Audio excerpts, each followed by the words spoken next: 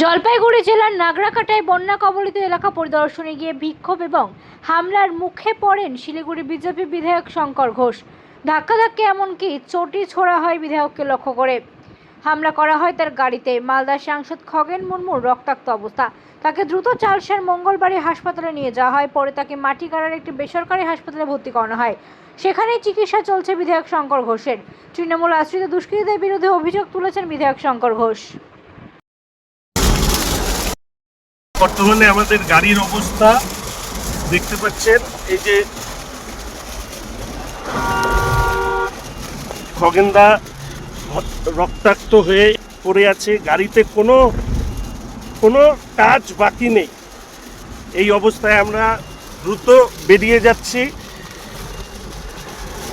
খগেনদাকে দ্রুত হসপিটালে আমাকে বেরোতে হলো। এই যখন গাড়ির সারা সব জায়গায় কাজ, এই দেখুন পাথর, এই যে পাথর, এই সব